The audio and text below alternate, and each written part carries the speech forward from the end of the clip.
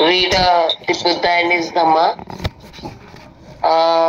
Today we are starting the book 2. We have completed book 1, and I hope that everyone was benefited by the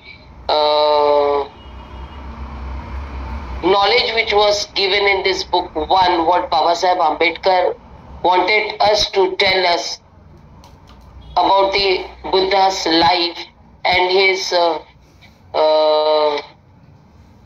way how he got enlightenment. Now book 3, it's book 2. When we start, it talks of the conversion part, that how Buddha spread his Buddhism, his teachings, and we have 8 parts of this book. So first part 1 is Buddha and his Vishad Yoga. Now this Vishad Yoga is a kind of confusion, a kind of doubt which was created in the mind of Buddha even after enlightenment. So the first doubt he had, or he was confused, was whether to preach or not to preach what he has gained knowledge to the people, So he was we can say he was worried, he was confused, there was a doubt in his mind. And how it was, it is said that after having attained enlightenment, you have to keep this in mind, after having attained enlightenment and after having formulated his way, means he had a path. He got enlightenment and he had a path. Doubt arose in the mind of Buddha. See how common it is that even though enlightenment, there was a doubt in his mind. What was the doubt of? Should he go forth and preach his doctrine, or should he continue to devote himself to his own personal perfection? Always there is doubt when there are 2 paths, or 2 ways to move on. The doubt is whether to choose this one or that one. So here there were 2 ways in front of Buddha. That was 1, to spread or teach or preach his doctrine and teachings to the public, to the people, or to keep it with himself so that he can be more perfect, he get more and more perfect himself without having any concern with other people. Means his personal development he was talking about, means make use of that knowledge what he gained to make use for his own self. Understand? Yeah, again I am saying, getting knowledge is not enough. Here itself Buddha is saying he has to, if he choose that, he would be choosing it for the perfection of his own life. Means he will have to use that knowledge for his own life. Means somewhere he had to use for himself, and the other one is also to make people aware of his teachings, what it is. So these are the 2 things, that this was the doubt in his mind.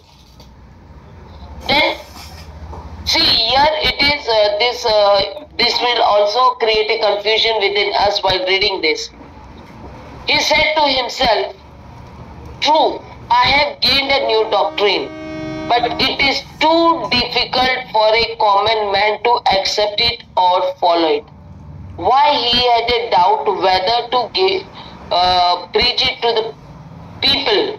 The main reason behind it was that a common people were not in that situation that they will accept Buddha's teachings and follow it.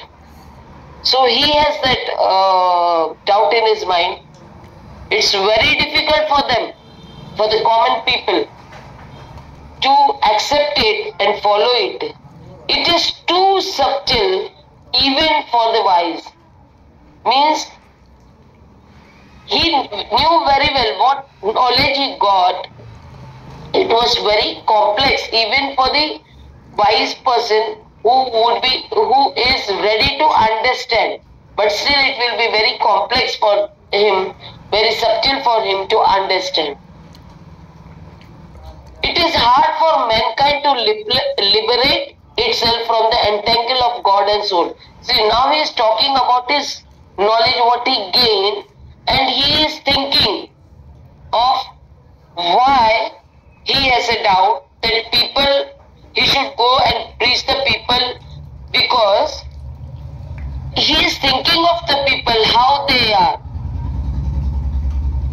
First thing he said that his teachings are very difficult, very subtle, which common people will not be able to accept or follow it easily. The second one, he says, his teachings are so hard that it may take a time, or we can say people won't easily come out of the traditions which they are following from so many years. That is the belief of God and soul. They are entangled into it, means it's a kind of web where they are stuck into, and it's very difficult to come out of it or liberate themselves out of that God and soul formulation. It is hard for mankind to give up its belief in rites and rituals. These rites and rituals, it makes people very happy. So it's very difficult to stop them from following these rites and rituals, which gives no good results for their life. But still they are happy to follow it or to believe in that rites and rituals. It's not just a belief, but also they enjoy it. It is hard for mankind to give up its belief in karma.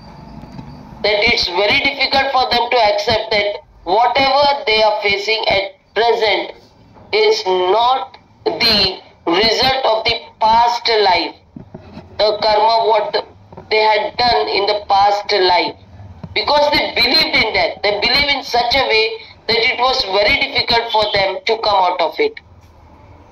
And Buddha's teachings was wholly dependent on bringing them out, like saying that there is no God, no soul, there is no past life which is affecting your present life. There is no use of rites and rituals. So these are the things which Buddha's knowledge, or we can say the doctrine of Buddha was talking of. It is hard for mankind to give up its belief in the immortality of the soul. Means the common people believe in the soul in such a way that the soul exists. They want to believe it. And they say that this soul not only exists, but it exists after the death also. And what Buddha says, that the soul is nothing to do with the body and mind. There is no such kind of entity in the soul, in the body or mind, naming soul. And what the doctrine of Buddha says, it does not exist and does not survive after death. So it's nothing to do with the body and mind.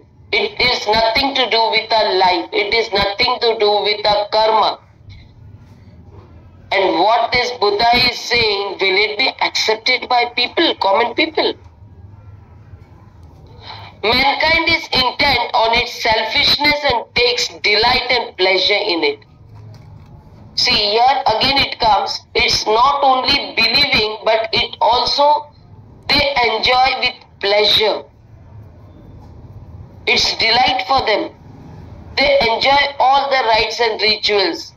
And what they believing in God and soul, it's their pleasure, They enjoy it and they believe in such a way that it plays an important role in their life. It is hard for mankind to accept my doctrine of righteousness overriding selfishness. See, these rites and rituals and whatever they are believing in, it's only because they think it is helping themselves. Like if I am getting something from something, then it is my selfishness. I want that. I become selfish to gain that. Whether it is right or wrong, I want it. So it is a kind of selfishness, and coming out of this selfishness, Buddha's teachings are very righteousness, means we can say it's full of reality and purity. All this God, soul, karma and rituals and ceremonies, they have nothing to do with the reality and purity. Because it is only the pleasure. The mind is happy to do all this thing or believe in this thing. But reality is not of that kind. It will overcome all selfishness. Means everyone who understands or want to accept Buddha's teachings, they won't be selfish. So everyone, we have to think over it, that really we are selfish or not. If we are selfish, we are really following Buddha or not. This is the one criteria of finding ourselves whether we are really Buddhist. So this selfishness has to be overcome by the righteousness teachings of Buddha. Again, these all things are going in the mind of Buddha, He is thinking, if I were to teach my doctrine and others did not understand it, or understanding it did not accept, or accepted it did not follow it. See, 3 stages he is talking here. He is taking the doctrine has to be understood first. And after understanding, it has to be accepted. And after accepting, it has to be followed. These are the 3 steps to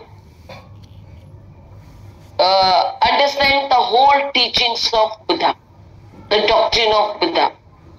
Again, I am repeating 3 steps: understanding the teachings of Buddha, accepting the teachings of Buddha, and after acceptance, following it. So, Buddha has a doubt whether it would be understood or not, and even if understood, whether it would be accepted or not, and even if it is accepted, whether it would be followed or not. So, on all the 3 steps, he has doubt. It would be weariness to others and a vaccination to me. Means whether to understand, whether to accept or whether to follow it, it would be very tiresome, we can say, process for the common people. It will be very hard for them to understand it. They may get bored, they may get what it is. Whether we are wasting our time, or whether it is very laborious, it's everything by rituals and ceremonies we are doing it. It was very easy, it was very they were able to do it very happily. And now here it is a laborious work, because working on ourselves, working on our mind, it would be very exhaustive. Okay, So it is very, people may think it's very laborious, they may avoid it. And for Buddha himself, it would be vexation. Vexation means it may create negativity. Why they are not understanding? I'm really, this is the thing practically we are facing it. When we talk to other bhikkhunis, I talk to them and ask them what's going on now. They're saying we tell so many things to people, but they are not ready to accept it. They're not ready to follow it. So I'm feeling irritated. It's like wasting my time too. So this wasting time and energy may irritate a person.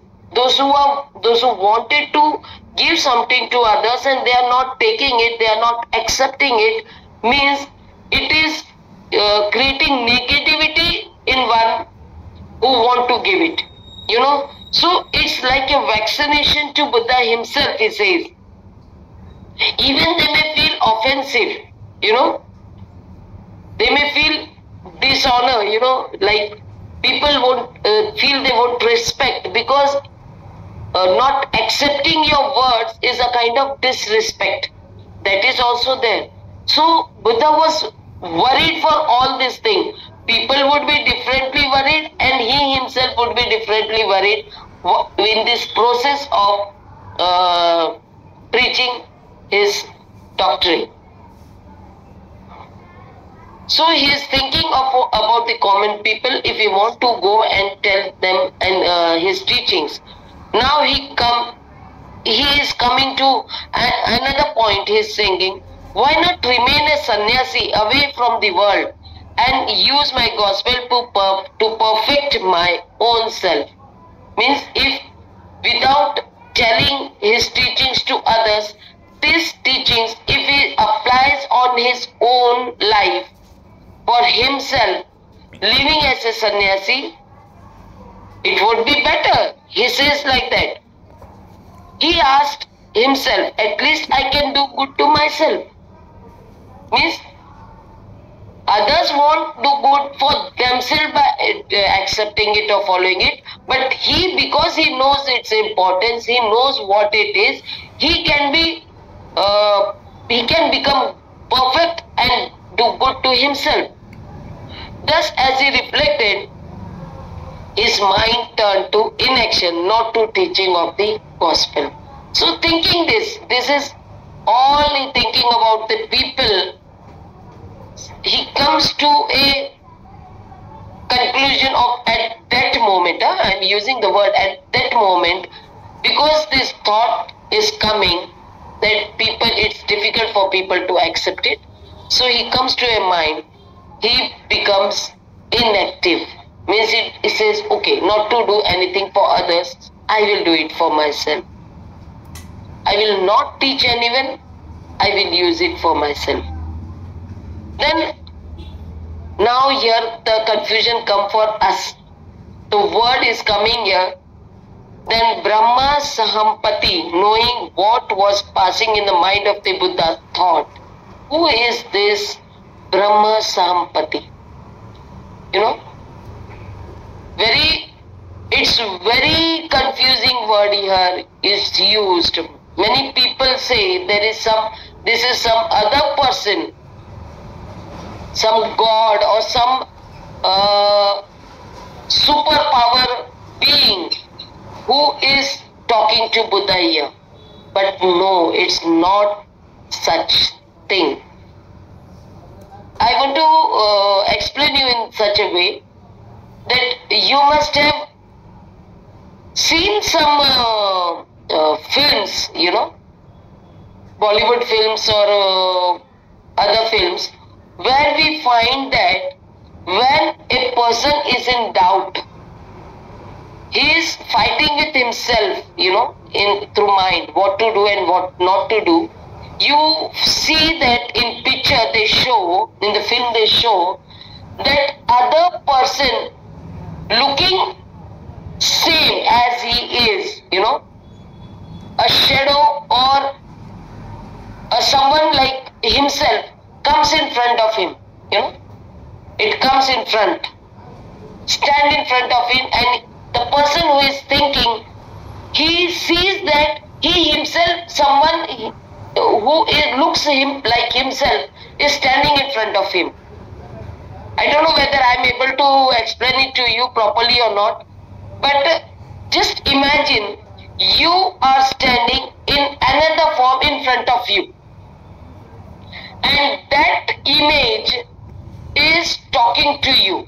That is, you yourself is talking to you through the image of yourself which is in front of you. That image want to show you the reality or make you realize what is happening and what we are not doing right. So this is our own mind imagining of something. Therefore here he says, this mind, this Brahma Sahampati, means the own Buddha's image is standing in front of him and saying, verily the world is being destroyed, verily the world is going to destruction if the Tathagata, the fully enlightened, turns to inaction and not to teaching his doctrine. See how the other mind speaks of. One mind says, be inactive, keep it for yourself. The other mind says, if it happens, the world will be destroyed. There would be a destruction if Tathagata, means the Buddha, the fully enlightened one, is inactive. See how it is explained here. Filled with anxiety, Brahma Sahampati left the Brahma world. Means now from the mind it's coming in front and appeared before the Buddha. The image of Buddha himself come in front of him, standing. How it is? Arranging his upper robe on one shoulder, he bent down with clasped hands, said. Imagine if we see in the films, the same way we see when a person, the same person comes in front and he is very standing in very attitude and speaking that you are wrong here.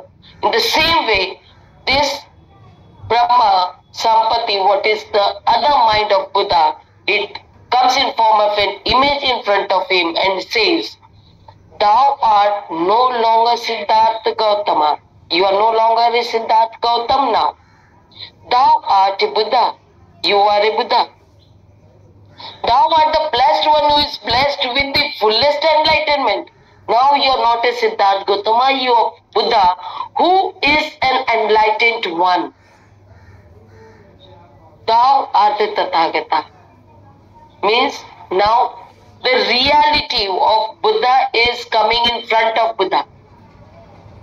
Means the responsibility and the righteous path of what Buddha want to talk about, it's coming in front of him because he became inactive. The other part, it as an image, it come in front of him and is explaining. How canst thou refuse to enlighten the world? The Tathagata cannot refuse to enlighten the world because he has blessed with that. He is enlightened.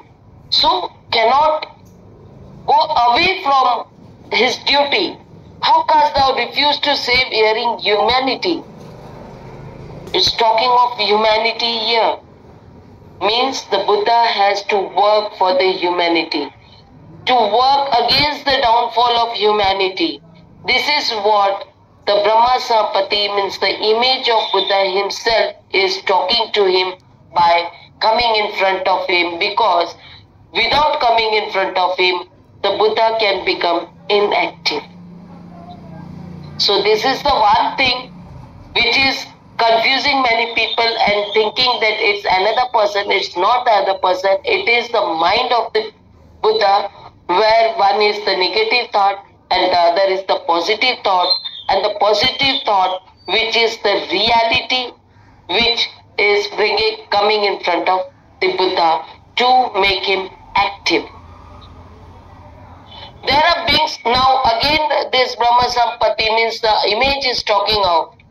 There are being full of impurity that are falling away through not hearing the doctrine. Means if this enlightened teachings is not going to the people, means everything would be impure, because righteous teachings, no? So righteous means purity. It talks of purity too. So if the doctrine is not explained to the people, the impurity will grow. As the Lord knows, proceed Brahma Sahampati among the Magadhas arose in ancient times doctrine impure with many blemished devices. So because till now he gives the examples, because Buddha also went to Magadha. When he was there, he was as a Siddhartha.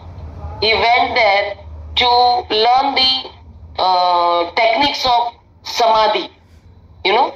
So he had been there and knew that there were many things which were, many other doctrines were there which were not connected with any purity. So it create very problems there. It is said blemish devised, because there was very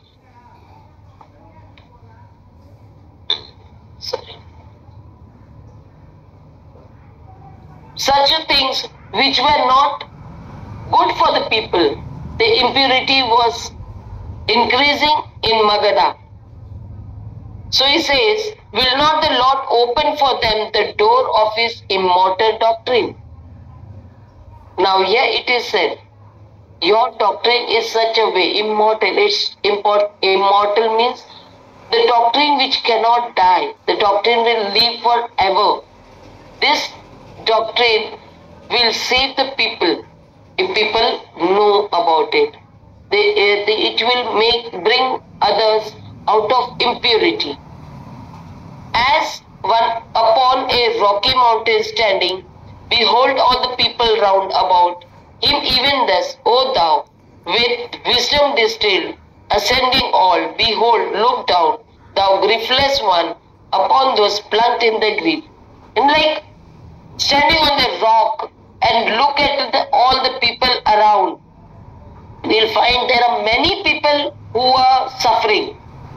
So it's through the wisdom, and we have to find out what one to choose, what to whom we should give it to whom the teaching should be given first and all. It is like in ascending, when a path he is telling how to choose it. And in that way he says you have to go and tell them. You have to, we say like we have to choose the target group from whom we have to start with. So there are people who are in grief, who are suffering. So we have to start with them, because there may be more who will not be accepting it, or who does not want to understand it. But there are people who are in grief and they are in need. So you have to identify them. So he says, rise up, O hero, victor in battle, O Kavalitor, free from the depth of birth, go to the world and not turn away from it. So now, what it is saying? Because if you go and see who are in need, you have to rise up. You have to go as you are. Here the word is used, victor in the battle, means this word we have to understand. This is a battle between purity and impurity, between right and wrong.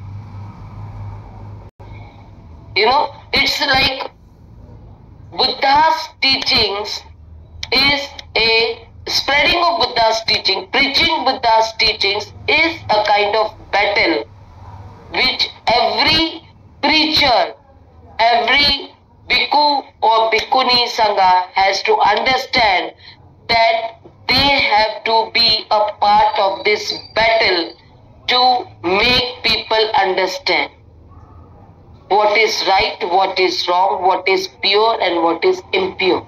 So this is, here it is, Buddha's mind, or the mind which is talking about, it is very clear in saying that you have to victor in battle. Oh, Kava leader, you are the leader. Buddha is a leader of this battle. Like we say Sahampati, Sahampati who leads it, free from the depth of birth, go to the world and not turn away from it. You have to go to the people, tell them and do not turn back. It was like, I remember, it was not my mind saying to me, but I remember when I took robe, sorry, I'm giving my example, when I took robe and I called my mother in one function, she said to me, just go ahead and do the good and never turn back. And I remembered Brahma Sahampati saying this to the Buddha. So it was my mother. Now also, whenever I feel somewhere down and somewhere I feel that I am not able to do my work, I remember my mother saying that I don't have to give up. I don't have to sit back.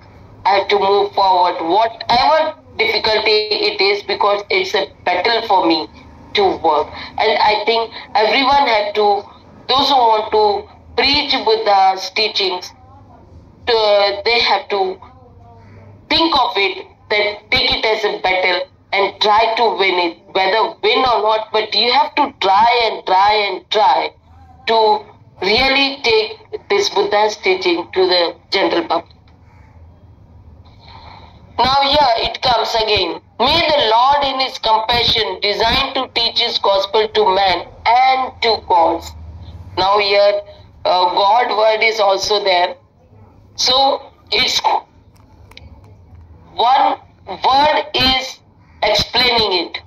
That is man, and word is explaining it.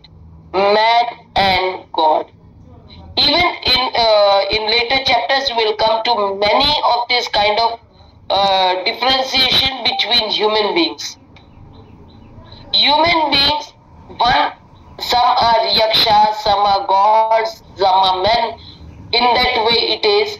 So it is man and God. All the teachings in Buddha's teachings we come in the suttas, that gods are coming to Buddha and asking for some discourse. That means gods are also a man, but they are having as we are known by different castes, they are all also known by different name as God. In Baba Sahib's other books we can find out these gods, they say they are the Bhumi Putras, means they live on the earth and they are like human beings too, but they make them different from other men, like because they think they are very different. We will come in later chapters and we will get to know the real meaning of this word. So what here the other mind of Buddha says, create this compassion. Through the compassion, Buddha should design. We always say, we have to plan. Here it is saying plan, because he talked of to see who will be able to gain this, who will be able to accept it. So you have to design it. Design to teach, how to teach, whom to teach, where to teach. It is all coming in here, and the Buddha is going through all this process of learning. O Brahma, eminent and excellent among men, if I did not give public utterance to my gospel, it is because I perceived vexation, was the reply of Buddha. Now the other part. He himself. You know, the other part who is bringing up the reality, showing up the reality, is standing in front. But Buddha himself is replying, you know, both are having conversation. So, Buddha says, because it would be vaccination, it would be displeasing for me if people are not able to understand. It would be very offensive for me. So, if I give it, that's why the reason I am not able to make it public. My teachings, I don't want to make it public because of this. Knowing that there was so much unhappiness in the world, the Buddha realized that it was wrong for him to sit as a sannyasi with folded arms and allow things to remain as they were. Now, see, he thought of that it would be very displeasing for him, very vaccinative for him to go and preach people. But the other thing, what the Brahma Sahampati, means the other image of him has explained, he revised everything and found that there is much unhappiness in the world. And it would be very wrong for him to sit as a sannyasi. Means sannyasi will be as an inactive person. Sannyasi, according to him, is an inactive person doing for himself. Selfish person, we can say, because thinking of his own moksha, thinking of his own betterment. So he says it would be wrong sitting with folded arms. And it is says ascetism he found to be useless, because he had been to Brigarishi, you know, while he was Siddhartha searching for his answers to his questions. He met with Rishi, Brigarishi, who was perfect or a specialist in asceticism, and his many shishyas, his students were going through it, and one of the students was Siddhartha also, which he left asceticism when he got to know that it is useless, because it plays no role in the life as such. It was vain to attempt to escape from the world. You cannot escape the world, you know. Even through asceticism, you cannot escape the world. There is no escape from the world, even for an ascetic. Even ascetic, what they are doing, they are in the world. They are living. Whether they are living with hard rules, whatever they are doing, which is not practically good for them, which is against the nature, what they are doing, but still they are in this world and living as a human being without knowing the real way of living. What is necessary is to change the world and to make it better. Now Buddha now is accepting that the other thought, that yes, it's good. Instead of sitting inactive as a sannyasi, he has to change the world and to make it better.